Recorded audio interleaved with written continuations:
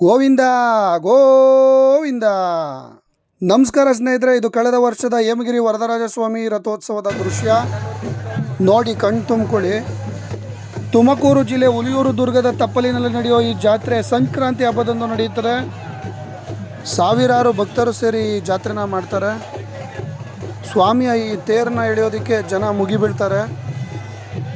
ಆದರೆ ಇಲ್ಲಿನ ಮಹಾ ವಿಶೇಷತೆ ಏನಪ್ಪ ಅಂದರೆ, ರಥೋತ್ಸವ ನಡೆಯುವಾಗ ರಥದ ಮುಂದೆ ಸ್ವಾಮಿಗೆ ಇಷ್ಟ ಅಂತೇಳಿ ಸ್ವಾಮಿಗೆ ನೈವೇದ್ಯ ರೂಪದಲ್ಲಿ ತುಪ್ಪದ ಕಜ್ಜಾಯದ ರಸಾಯನವನ್ನು ಮಾಡಿರ್ತಾರೆ.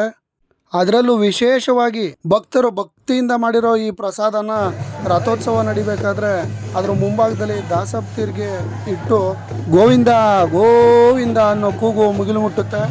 ಸ್ವಾಮಿಯ ಈ ಪ್ರಸಾದನ ಸೇವಿಸಿದ್ರೆ ತಮ್ಮ ಇಷ್ಟಾರ್ಥಗಳು ಸಿದ್ಧಿಯಾಗುತ್ತೆ ಅನ್ನೋ ಬಲವಾದ ನಂಬಿಕೆ ಇಲ್ಲಿದೆ. ವೆಂಕಟರಮಣ ಗೋವಿಂದ ಗೋವಿಂದ.